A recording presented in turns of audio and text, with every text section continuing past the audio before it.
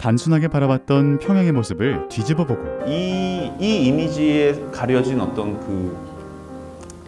그 객관성에 주목을 해야 된다는 얘기죠. 우리가 끼고 있는 색안경도 분명히 있는 거거든요. 통일의 이유라고 내세웠던 기존의 주장들을 다시 생각해봅니다.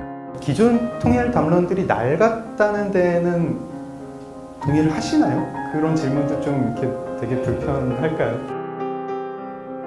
통일과 북한의 이면을 발견하고 생각을 나누는 시간. 통일 토크 콘서트입니다.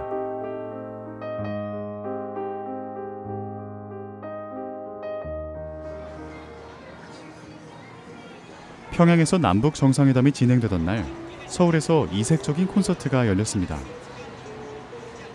통일국민협약의 주체로 통일 문제에 대해 국민이 소통하는 자리가 마련됐는데요. 70여 명의 시민들이 소극장의 관중석을 가득 채운 가운데 콘서트에 막이 오릅니다. 북한 관련 작품을 집필, 또 감독을 하신 작가의 작품 준비 과정의 에피소드들을 통해서 작가가 바라보는 통일, 그리고 북한에 대한 이야기를 함께 공유하고자 오늘 이 자리가 마련이 됐습니다. 통일 토크 콘서트. 그 현장을 함께 보실까요?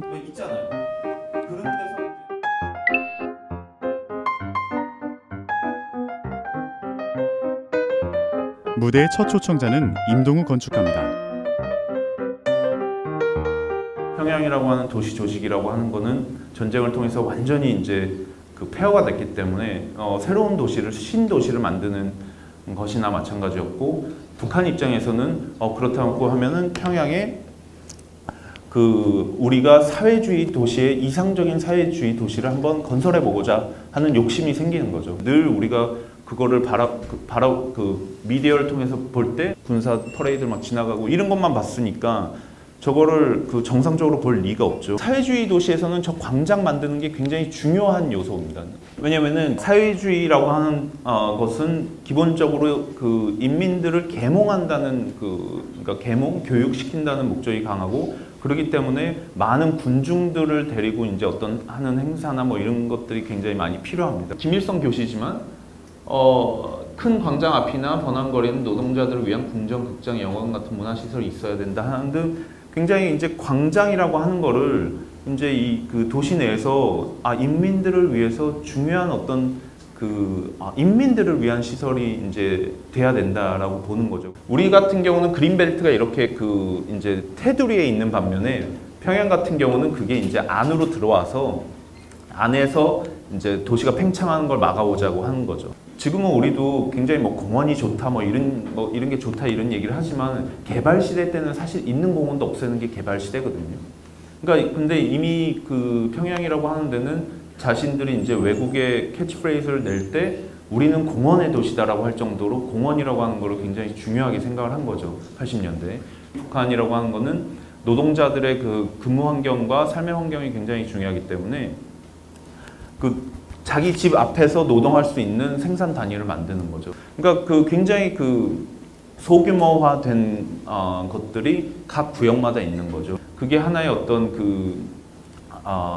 이제 생존할 수 있는 시스템이 된 거고, 재미있는 사실이지만 지금 많은 서양 도시들에서는 이 시스템을 어떻게 하면은 도입을 할까 굉장히 많은 고민을 하고 있어요. 왜냐면은 지역순환 경제라고 하는 게 결국에는 더 어떤 자생적인 모델이기 때문에 우리가 어떤 대기업이나 어떤 외국의 어떤 기업이나 어떤 생산 이런 거에 의존하지 않고, 우리가 그냥 세계 경제 난이 와도 그냥 우리가 이 지역에서 잘 살면 그만인 거니까. 그런데 제가 왜 그러면 아까 이런 얘기들을 했느냐, 그러니까 생산의 도시나 녹지의 도시나 어떤 상징의 도시들이 가치들이 분명히 좋은 부분이 있다고 생각을 하거든요. 서울, 평양, 우리가 꿈꾸는 한반도를 얘기할 때 좀 더 저희가 어떤 발전적인 모델을, 그러니까 어떤 평양이 또 다른 자본주의 도시가 된다고 해서 저희가 좋을 것도 하나도 없고, 오히려 저기에 어떻게 새로운 모델이 적용되는 게 맞는가, 이런 문제들을 많은 전문가들이 함께 고민하고 이런 자리가 있었으면 좋겠다라는 생각에서 이제 이런 이야기를 했습니다.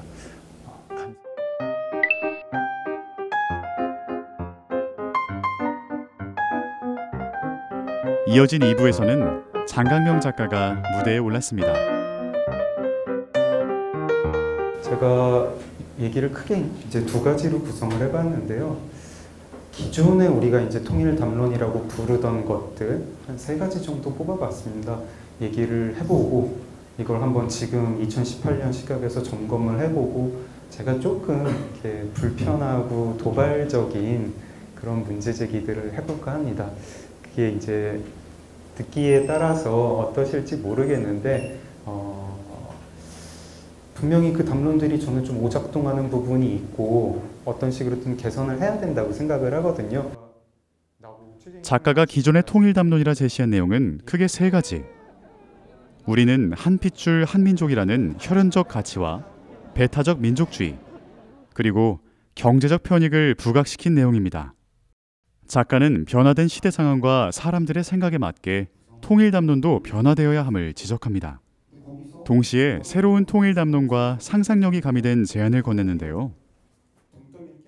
우리가 어떤 통일 담론을 새로 제시를 하든 간에 아마 두 가지 조건 정도를 만족시켜야 되지 않을까 이런 생각이 있습니다. 내가 더 좋은 삶을 사는데 그 통일 담론이 영향을 미쳐야 되고 내가 좋은 삶을 사는 게 그 통일 담론에도 영향을 미쳐야 되는 그런 관계여야 된다고 생각을 합니다. 그 다음에 두 번째, 이 새로운 통일 담론이 갖춰야 할 두 번째는 이 통일 담론은 한반도만의 문제만은 아니어야 된다고 생각합니다. 어떤 식으로든 보편 인권이랑 연결이 돼야 되고요. 그러니까 이 통일 담론은 특정한 지역, 한반도에서만 해당하는 게 아니라 어떤 세계적 문제로서도 분쟁 지역에서 어떤 다른 분쟁 지역에서도 적용되는 그런 담론이어야 되지 않을까 생각을 합니다. 작가가 제시한 시선을 통해 관중들이 보게 된 평양과 통일은 어떤 모습이었을까요? 건축학적 측면에서 통일 관련된 담론을 해본 적도 없고 심지어 북한에 어떤 건축물이 있는지도 모르고 되게 평소엔 접할 수 없는 통일과 관련된 지식들을 접한 느낌이라 굉장히 신선했고요. 저는 그 소설가 선생님께서 북한에 많이 못 살고 있는 사람들이 있는데 저희가 어쨌든 한 민족이고 이웃 분단 국가로 이제 살고 있으면서 그거를 그냥 무시할 게 아니라 조금 더 그들에게 관심을 갖고 그들이 조금 더 잘 살 수 있도록 좀 힘써야 되지 않는가. 그리고 그러기 위해서 어느 정도 꼭 통일까지는 아니더라도 통일의 단계를 밟아야 되는 게 맞지 않는가 하는 내용에 대해서 감명이 깊었습니다. 북한과 관련된 색다른 이야기, 참신한 내용의 통일 토크 콘서트. 더 많은 기회를 통해 더 다양한 평화와 통일 이야기를 나누길 바랍니다.